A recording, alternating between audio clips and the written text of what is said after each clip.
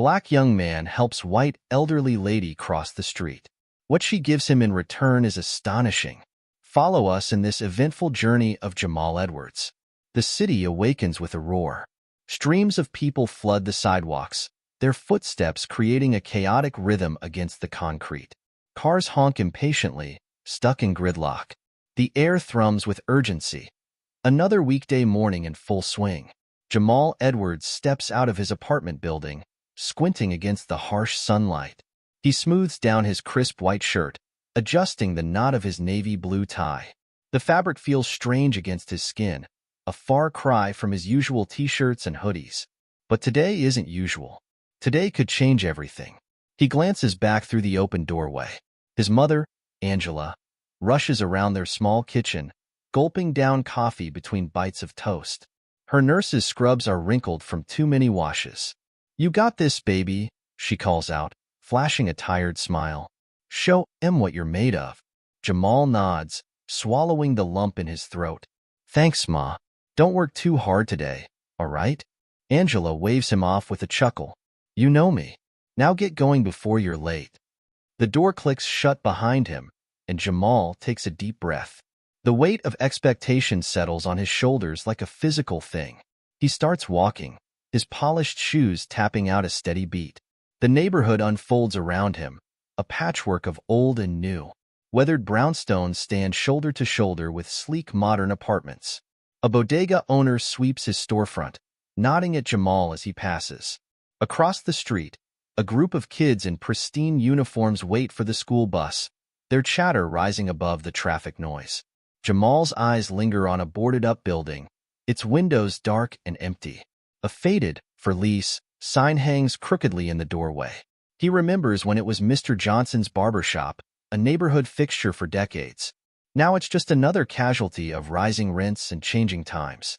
A memory surfaces, sitting in Mr. Johnson's chair, feet dangling, as the old man trimmed his hair and dispensed life advice. "Education is your ticket, young man," he'd say, his scissors snipping in time with his words. "Get that degree, and doors will open." Jamal had taken those words to heart, working his way through community college despite the odds. And now, armed with his associate's degree, he's heading to an interview that could be his big break. A junior analyst position at a respected financial firm. The kind of job that could lift him and his mom out of their constant struggle to make ends meet. His stomach twists with a mix of hope and anxiety. He's qualified, he knows that, but he's also acutely aware of how he might be perceived. A young black man from this neighborhood, up against candidates from more privileged backgrounds. It's not fair, but it's reality. Jamal shakes off the doubts. He can't afford to let them take root, not today. He quickens his pace, weaving through the crowd with determination. As he approaches a busy intersection, something catches his eye. An elderly woman stands at the curb, her thin frame tense with apprehension. She grips a polished wooden cane, knuckles white against the dark wood. Her eyes dart between the surging traffic and the crosswalk signal, which blinks its unforgiving countdown. Jamal hesitates. He glances at his watch, then back at the woman. The smart move would be to keep going. He can't afford to be late, not today. But there's something in the woman's posture that tugs at him, a vulnerability that cuts through his own preoccupations. Before he can second-guess himself, Jamal changes course. "Excuse me, ma'am," he says, approaching with a gentle smile. "Would you like some help crossing?" The woman turns, startled. Her eyes, a faded blue, widen as she takes him in. There's a flicker of something, hesitation, suspicion, before her expression softens. "Oh," she says, her voice quavering slightly. "That's very kind of you, young man, but I wouldn't want to trouble you." Jamal shakes his head. "It's no trouble at all. I'd be happy to assist." He notices details now, the pearls at her throat, the well-tailored coat that speaks of better days. This is a woman used to independence, struggling to accept its gradual erosion. "Well," she says after a moment, "if you're sure it's no bother." "Not at all, ma'am. I'm Jamal, by the way." "Eleanor Whitmore," she replies, inclining her head slightly. "A pleasure to meet you, Jamal." Jamal offers his arm, and after a brief hesitation, Mrs. Whitmore takes it. Her grip is surprisingly firm. "Ready when you are," he says. They step off the curb together as the walk signal flashes. Jamal matches his pace to Mrs. Whitmore's careful steps, hyper-aware of the traffic around them. A taxi blares its horn, inching forward impatiently. Jamal shifts, placing himself between Mrs. Whitmore and the vehicle. "Dreadful manners," Mrs. Whitmore mutters, shaking her head. "In my day, drivers showed a bit more courtesy." Jamal chuckles. "Some things never change, I guess. My grandma used to say the same thing." Jamal's arm steadies Mrs. Whitmore as they reach the opposite curb. The cacophony of the city envelopes them, car horns blaring, the steady hum of conversation, the rhythmic tapping of hurried footsteps on concrete. But for a moment, it all fades into the background. Mrs. Whitmore's hand lingers on Jamal's arm, her grip firmer than he expected. She looks up at him, her faded blue eyes searching his face.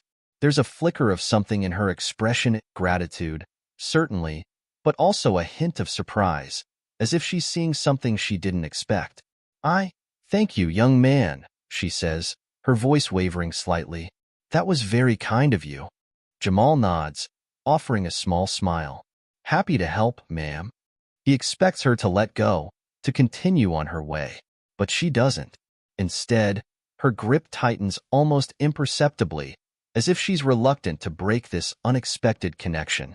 "It's not often one finds such courtesy these days," Mrs. Whitmore continues, her tone wistful.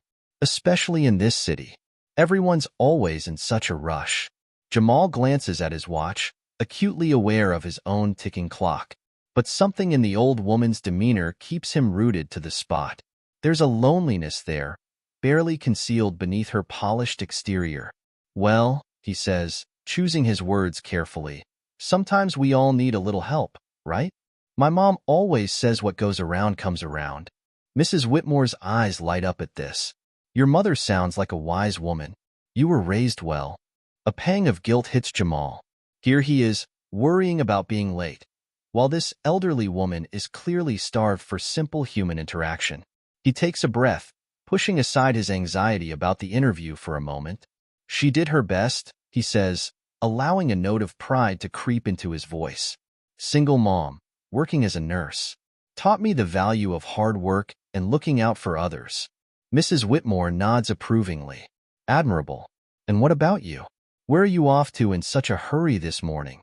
"Job interview," Jamal replies, unable to keep a hint of nervousness from his voice. "Junior analyst position at Grayson Financial." "Is that so?" Mrs. Whitmore's eyebrows rise slightly. "Quite an opportunity."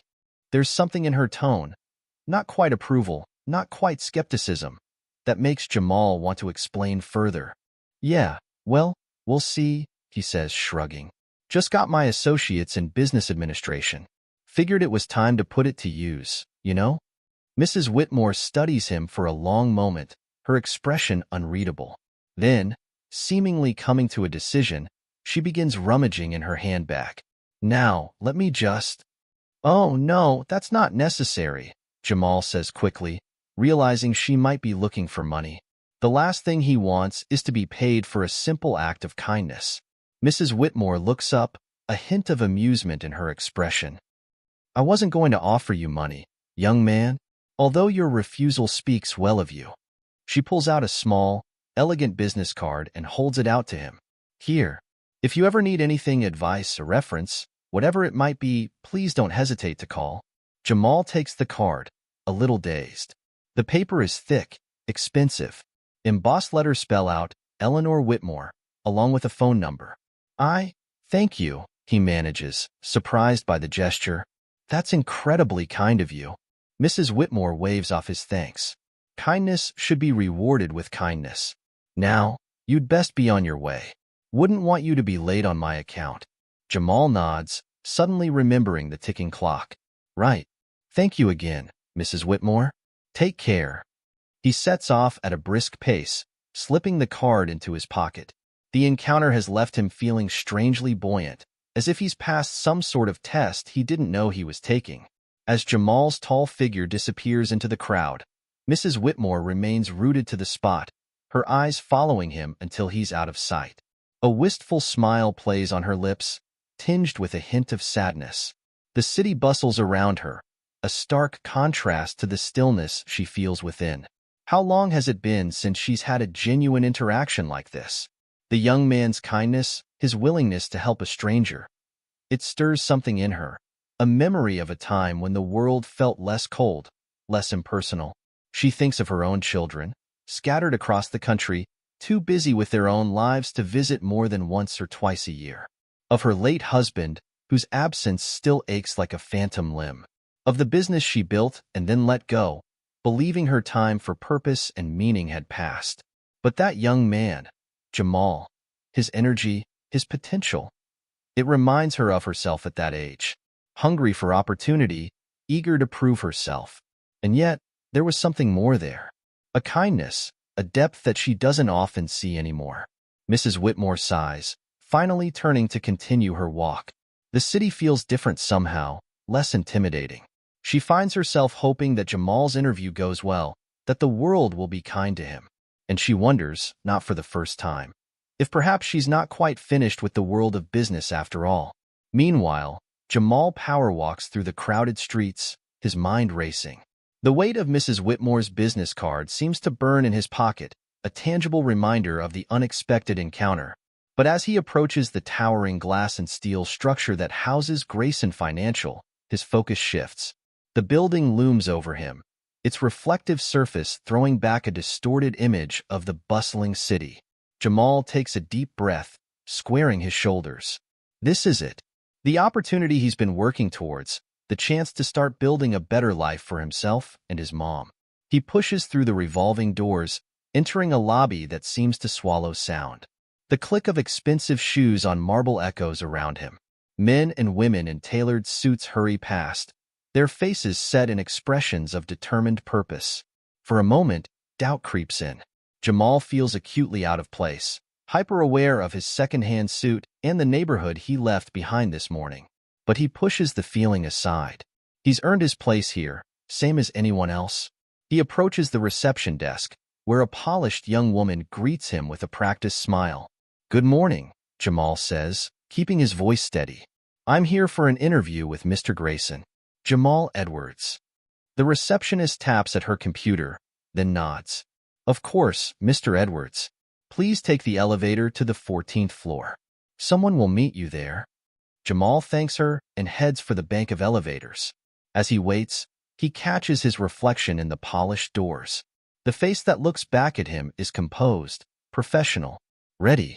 The elevator arrives with a soft chime. Jamal steps inside, his heart racing despite his calm exterior. As the doors slide shut, he feels the weight of the business card in his pocket. A reminder that kindness can appear in unexpected places, even on the most important days. The elevator ascends swiftly, and before Jamal knows it, he's stepping out onto the 14th floor. The atmosphere here is different, charged with an energy that's part excitement, part tension. He's not the only one here for an interview, he realizes. Several other young people, all impeccably dressed, sit in a waiting area, their postures rigid with nerves. A receptionist directs Jamal to take a seat. He does, trying not to fidget as he waits. The minutes tick by slowly. He observes his competition. Most seem to come from more privileged backgrounds, their suits clearly designer, their confidence bordering on arrogance. Jamal takes a deep breath, reminding himself that he belongs here just as much as they do. Finally, a door opens, and a middle-aged man steps out. "Jamal Edwards?" he calls, glancing around the room. Jamal stands, straightening his tie. "That's me, sir." The man, the interviewer, Jamal assumes, gives him a cursory once-over. There's something in his expression, a flicker of, what? Surprise? Disappointment? It's gone before Jamal can be sure. "This way," the man says, turning on his heel without waiting for a response. Jamal follows him into a stark, minimalist office. The walls are bare except for a few framed certificates and a large, imposing painting of a bull. The symbol of a bullish market, Jamal realizes. It's meant to be impressive, he supposes, but it just feels cold. "Have a seat," the interviewer says, gesturing to a chair in front of the desk. He doesn't introduce himself as he settles into his own seat. immediately picking up a file, Jamal's resume, presumably. So, the man says, his eyes skimming the paper, Jamal Edwards. Associate's degree from Community College of Philadelphia. There's a note in his voice that makes Jamal's spine stiffen. He opens his mouth to speak, to explain his circumstances, his work ethic. But the interviewer continues as if he hasn't noticed. Tell me, Mr. Edwards, why do you think you're qualified for this position? The question hangs in the air, its implications clear. Jamal takes a breath, pushing down the surge of indignation. He's prepared for this. He knows his worth. Well, sir, he begins, while my degree may not be from an Ivy League school, I've worked hard to excel in my studies while also gaining real-world experience. I've held various part-time jobs throughout college, which have taught me valuable skills in time management, customer service, and adaptability. I'm a quick learner, dedicated, and I bring a unique perspective that I believe could be an asset to your team. The words come out smoothly, rehearsed but sincere. But as Jamal speaks, he can see the interviewer's eyes glazing over. The man's attention is already drifting back to the resume, his pen tapping an impatient rhythm on the desk. The interviewer murmurs, clearly unimpressed. And what do you know about Grayson Financial? Jamal launches into his prepared response, detailing the company's history, its recent acquisitions, its position in the market. But with each word, he can feel the opportunity slipping away. The interviewer's body language, his clipped responses, the way he barely makes eye contact, it all screams disinterest. The rest of the interview passes in a blur. The questions are perfunctory, the responses barely acknowledged. Jamal tries to inject enthusiasm into his answers, to showcase his knowledge and passion, but it's like speaking to a brick wall. Before he knows it, the interviewer is standing, extending a hand in a clear dismissal. Thank you for your time, Mr. Edwards. We'll be in touch if we decide to move forward. The if hangs heavy in the air. Jamal knows, with a sinking feeling, that he won't be hearing from them again. He shakes the man's hand, murmuring his own thanks, and walks out of the office. The other candidates in the waiting room barely spare him a glance, too wrapped up in their own nervous anticipation. As the elevator doors close behind him, Jamal lets out a long, shaky breath. The disappointment is a physical ache in his chest. He'd known it was a long shot, but he'd allowed himself to hope, to dream of what this job could mean for him, for his mom, for their future. The lobby seems even more imposing now, the click of expensive shoes on marble a mocking reminder of a world that seems determined to keep him out. Jamal walks out into the bright sunlight, blinking against its glare. He starts the long walk home, his mind replaying every moment of the interview. What could he have said differently? What did he do wrong? The questions circle endlessly, each one a fresh stab of self-doubt. Jamal trudges down the bustling sidewalk, his shoulders slumped and his gaze fixed on the cracked concrete beneath his feet.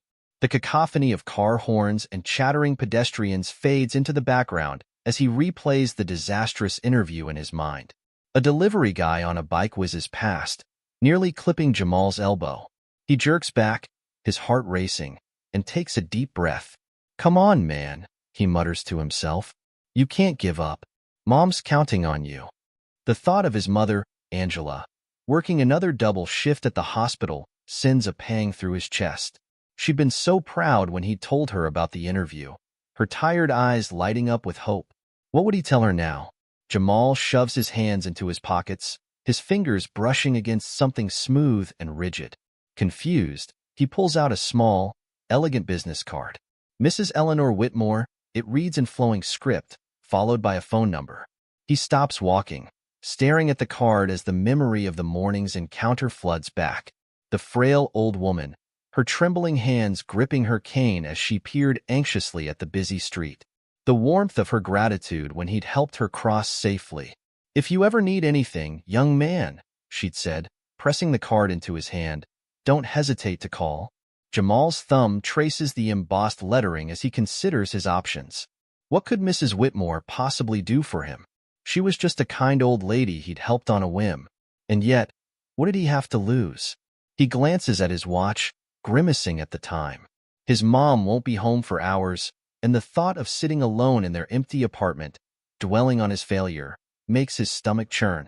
Before he can talk himself out of it, Jamal pulls out his phone and dials the number on the card. It rings once, twice, 3 times. He's about to hang up when a warm, slightly quavering voice answers. Hello? Mrs. Whitmore? This is Jamal. Jamal Edwards? I helped you cross the street this morning? There's a brief pause, and Jamal's heart sinks. She's probably forgotten all about him. But then her voice comes back, filled with genuine pleasure. Jamal. Of course, I remember you. I'm so glad you called. How did your interview go, dear? Jamal swallows hard, caught off guard by her interest. It didn't go well, he admits. I don't think they'll be calling me back. Oh, I'm sorry to hear that, Mrs. Whitmore says, her voice softening with sympathy.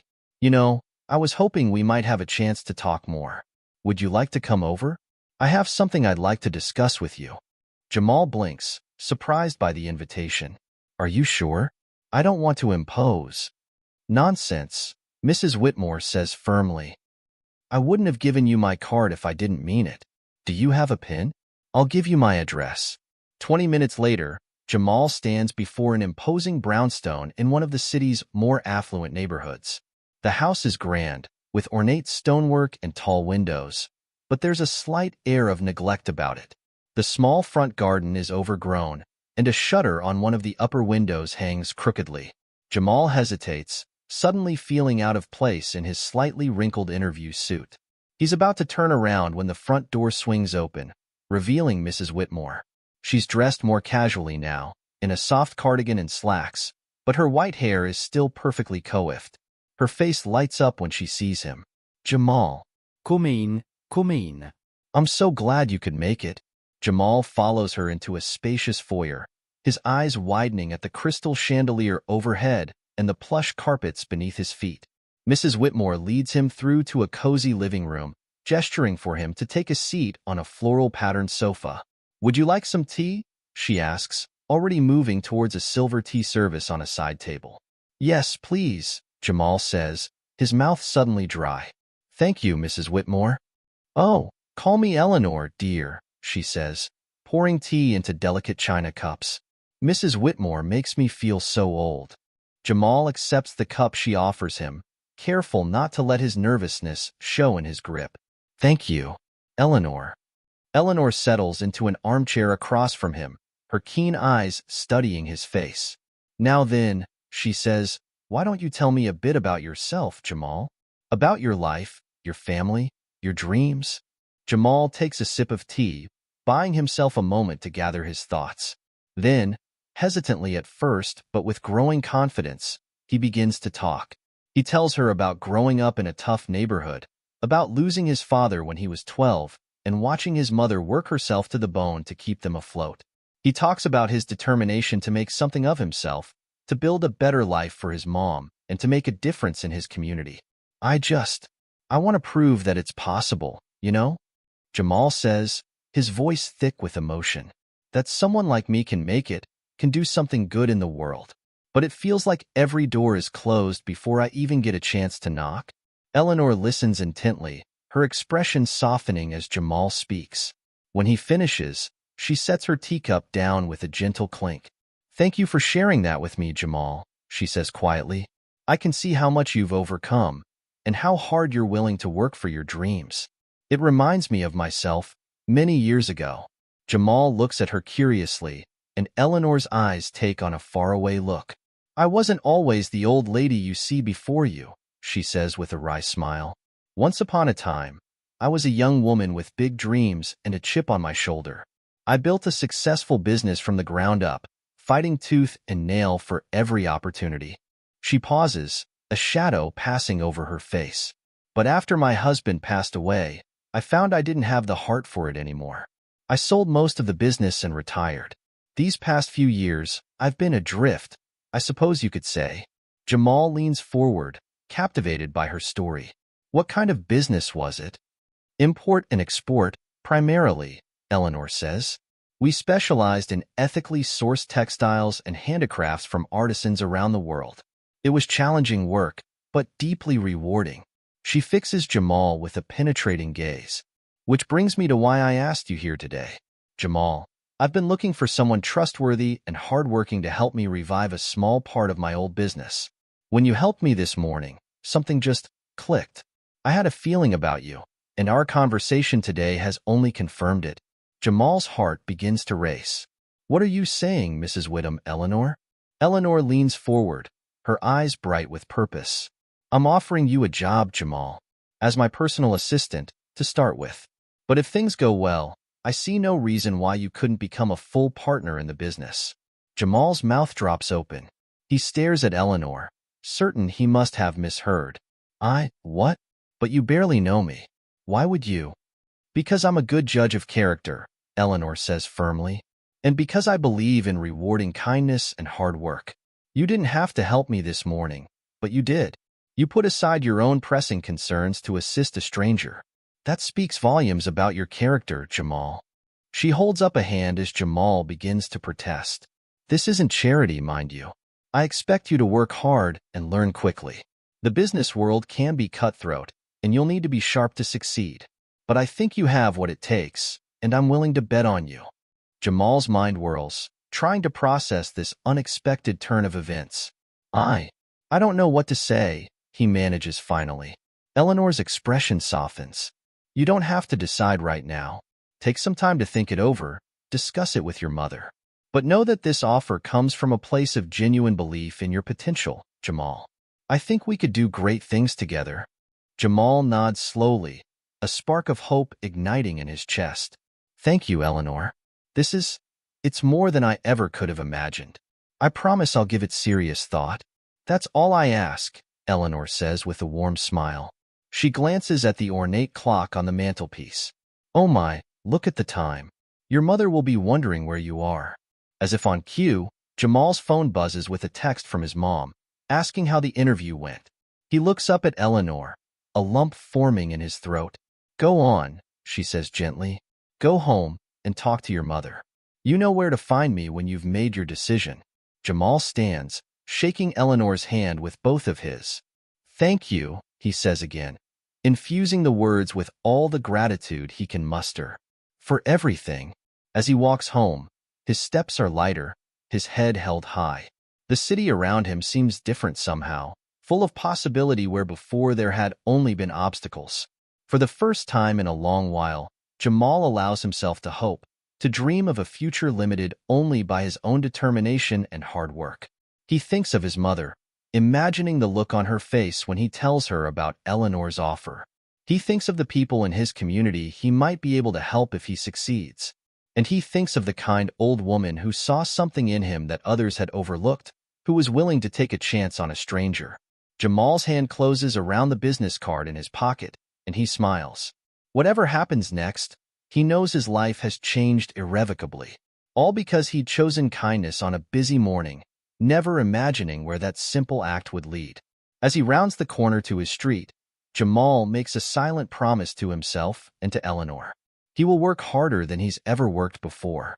He will learn everything he can, seize every opportunity, and someday, when he's in a position to do so, he'll pay forward the kindness and faith that Eleanor has shown him today. With renewed purpose, Jamal climbs the stairs to his apartment, ready to share his incredible news with his mother and to take the first step towards a future brighter than he'd ever dared to dream. When he reaches his apartment, he finds his mother already home, her nurse's scrubs wrinkled from a long shift. Jamal, she calls as he enters. How did the interview go? Jamal takes a deep breath, then tells her everything. The disastrous interview, helping Mrs. Whitmore, and the incredible offer she made. His mother listens with wide eyes, her expression shifting from concern to disbelief to cautious hope. It sounds too good to be true, she says when he finishes. Are you sure about this woman, Jamal? Jamal nods. I am, Mom. I know it's crazy, but I trust her. And this could be the opportunity we've been praying for. His mother studies him for a long moment, then pulls him into a tight hug. Then you go for it, baby. You show that Mrs. Whitmore she made the right choice. The next morning, Jamal calls Mrs. Whitmore and accepts her offer. She sounds pleased but not surprised, as if she knew all along what his decision would be. Excellent, she says. Can you start tomorrow? And just like that, Jamal's new life begins. He arrives at Mrs. Whitmore's house early the next day, dressed in his best clothes and ready to work. Mrs. Whitmore greets him with a warm smile and a stack of files. "Welcome to your first day, Jamal," she says. "Let's get started." The next few weeks pass in a blur of activity. Jamal learns more than he ever thought possible about international trade, textile production, and ethical business practices. Mrs. Whitmore is a demanding teacher, expecting nothing less than his best, but she's also patient and encouraging. They start small, reaching out to some of Mrs. Whitmore's old contacts. Many are surprised to hear from her after so long, but most are excited about the prospect of working together again. Jamal takes careful notes during every call, soaking up Mrs. Whitmore's practiced diplomacy and shrewd negotiation skills. The key, Mrs. Whitmore tells him one afternoon, is to remember that business is about relationships. Yes, we're here to make money, but we're also here to make connections, to uplift communities, to create something meaningful. Jamal nods, scribbling her words in his notebook. He's filled 3 of them already, determined not to miss a single piece of wisdom she shares. As the days turn into weeks, Jamal finds himself taking on more responsibilities.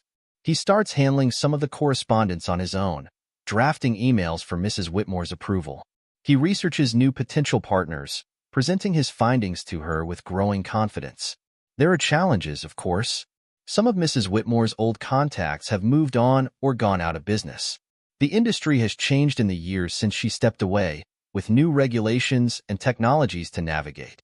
But Jamal throws himself into each new problem with determination, often working late into the night to find solutions. Mrs. Whitmore notices his dedication. "You're doing well, Jamal," she tells him one evening as they review the day's work. "Better than I expected, if I'm being honest." Jamal feels a surge of pride at her words. "Thank you, Mrs. Whitmore. I'm trying my best." She nods, a thoughtful expression on her face. "I know you are. And I think it's time we expanded your role a bit. How would you feel about taking the lead on our new artisan outreach program?" Jamal's eyes widen. "Really? Are you sure I'm ready for that?" Mrs. Whitmore smiles. "I wouldn't offer if I didn't think you were. It's time you started putting your own stamp on things, Jamal. This business won't be mine forever, you know?" The implications of her words hit Jamal like a wave. He knew, in theory, that Mrs. Whitmore saw him as a potential successor. But hearing her say it so plainly makes it real in a way it hasn't been before. "I won't let you down," he says, his voice thick with emotion. Mrs. Whitmore reaches out and pats his hand. "I know you won't, my boy. I know you won't." As the weeks turn into months, Jamal and Mrs. Whitmore fall into a comfortable rhythm. They work well together, her experience complementing his youthful energy and fresh ideas. Jamal finds himself looking forward to their daily meetings, not just for the business discussions, but for the personal conversations that often follow. Mrs. Whitmore tells him stories of her early days in business, of the challenges she faced as a woman in a male-dominated industry. Jamal shares his own experiences, the frustrations of being overlooked and underestimated because of his race and background. "You know," Mrs. Whitmore says one afternoon as they share a pot of tea, "when I first started out, people told me I couldn't succeed, that a woman had no place running a business like this." Jamal nods, understanding all too well. "What did you do?" Mrs. Whitmore's eyes twinkle. "I proved them wrong, of course. And that's exactly what you're going to do, Jamal. You're going to show everyone who ever doubted you just how wrong they were." Jamal feels a lump form in his throat. He's never had anyone believe in him the way Mrs. Whitmore does, outside of his mother. It's both exhilarating and terrifying. "Thank you," he says softly, "for everything." Mrs. Whitmore waves her hand dismissively, but Jamal can see the emotion in her eyes. "Don't thank me, Jamal. Just keep working hard. Keep proving me right." And Jamal does. He throws himself into his work with renewed vigor, determined to live up to Mrs. Whitmore's faith in him. He stays late, poring over contracts and market reports. He spends his weekends researching new sustainable practices they might implement. His mother notices the change in him. "You're different," she says one evening as they eat dinner together. "Happier. More. I don't know. Confident." Jamal smiles. "I feel different, Mom. Like I'm finally doing what I'm meant to do." As the business begins to grow again, Jamal finds himself taking on more and more responsibility. Mrs. Whitmore starts introducing him to clients as her partner, not just her assistant. She trusts him to handle negotiations, to make decisions about new product lines. And through it all, their bond deepens. Mrs. Whitmore becomes more than just a boss or even a mentor. She becomes family, filling a void in Jamal's life he didn't even know existed. One evening, as they wrap up a particularly successful day, Mrs. Whitmore turns to Jamal with a serious expression. "You know, Jamal," she says, "when I decided to revive this business, I wasn't sure if I was making the right choice. I wondered if I was just an old woman clinging to past glories." Jamal starts to protest, but she holds up a hand to stop him. "But watching you these past months, seeing your passion and your drive, it's reminded me why I loved this work in the first place. You've brought new life to this business, Jamal. And to me." Jamal feels tears prick at his eyes. "Mrs. Whitmore, I dash." She smiles, her own eyes suspiciously bright. "I know, my boy. I know. Now, what do you say we call it a night and start fresh tomorrow? We've got a big day ahead of us." As Jamal leaves the house that night, he pauses on the front steps, looking back at the grand old building. He thinks about the journey that brought him here, about the random act of kindness that changed his life. With a smile on his face and determination in his heart, Jamal steps off the porch and into the night, ready to face whatever tomorrow brings. The next few months fly by in a whirlwind of activity. Jamal finds himself taking on more and more responsibility within the company. He leads projects, makes crucial decisions, and becomes the face of their community outreach efforts. One crisp autumn morning, he stands before a group of high school students, his hands steady as he adjusts the microphone. "I know what it's like to feel like the odds are stacked against you," he begins, his voice carrying across the auditorium. "I've been where you are, but I'm here to tell you that with hard work, determination, and a little help, you can achieve your dreams." He tells them about the internship program they're launching, about the scholarships they're offering. As he speaks, he sees hope kindling in their eyes, the same hope he once dared to feel. After the presentation, a young girl approaches him, her hands twisting nervously in front of her. "Mr. Edwards," she says softly, "do you really think someone like me could work for a company like yours someday?" Jamal kneels down to meet her eyes. "What's your name?" "Tasha," she replies. "Well, Tasha, I don't just think you could. I know you can. And I'm going to do everything in my power to make sure you and every other kid in this neighborhood gets that chance." As he walks out of the school, his phone buzzes with a text from Mrs. Whitmore.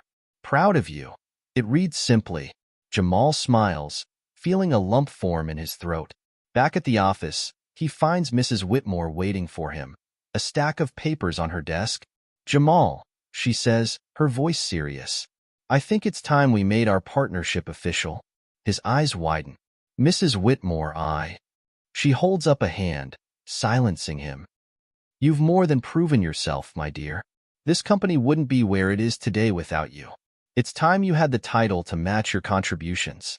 With trembling hands, Jamal signs the papers. As Mrs. Whitmore's pen scratches across the last line, he feels a weight lift from his shoulders. He's no longer just an assistant or even a protege. He's a partner, an equal. "Thank you," he manages to say, his voice thick with emotion. "For everything." Mrs. Whitmore reaches across the desk and squeezes his hand. "No, Jamal. Thank you. You've brought new life to this old business and to me as well."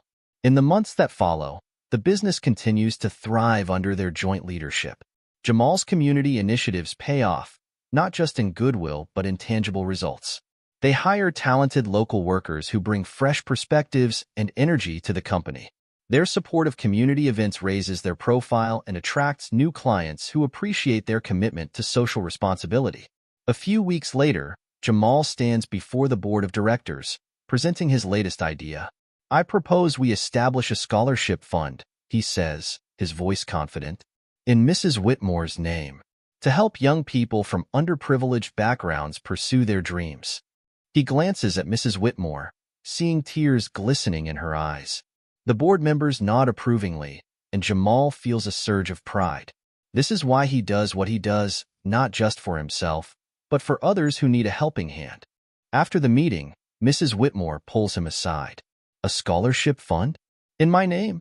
She asks, her voice wavering slightly. Jamal nods. It's the least I can do to honor everything you've done for me. And it's a way to ensure your legacy lives on, helping others the way you helped me. Mrs. Whitmore embraces him, a gesture so unexpected that Jamal is momentarily stunned. You're a good man, Jamal Edwards, she says softly. Don't ever forget that. As the weeks pass, Jamal finds himself busier than ever. Between managing the growing business, overseeing the scholarship fund, and continuing their community outreach efforts, he barely has a moment to breathe. But he wouldn't have it any other way. One morning, as he's hurrying to a meeting, he spots an elderly woman struggling to cross the busy street. Without hesitation, he changes course. Excuse me, ma'am, he says gently. Would you like some help crossing? The woman looks up at him, relief flooding her features. Oh, yes, thank you, young man. These cars move so fast these days. As Jamal carefully guides her across the street, he can't help but think of that day with Mrs. Whitmore. How a simple act of kindness changed the course of his life. There you go, he says as they reach the other side. Safe and sound. The woman pats his arm gratefully. Bless you, dear. It's nice to know there are still good people in this world. Jamal smiles. Just paying it forward, he says softly. As he turns to go, he spots Mrs. Whitmore watching from her car, a proud smile on her face. She gives him a small wave, and he returns it, feeling a sense of completion. That evening, as Jamal sits in his new office, larger now, with a view of the city, he reflects on how far he's come. From a struggling young man to a successful businessman and community leader. He thinks of his mother, now able to work fewer hours thanks to his success. Of the young people whose lives are being changed by their scholarship fund. Of Mrs. Whitmore, who took a chance on him and became not just a mentor, but a friend. As the sun sets over the city, casting a golden glow through his office window, Jamal makes a silent promise. To always remember where he came from, to never stop reaching out a helping hand, and to honor the trust Mrs. Whitmore placed in him by paying it forward every chance he gets. With renewed determination, he turns back to his work. There's still so much to do, so many lives to touch. And Jamal Edwards is just getting started.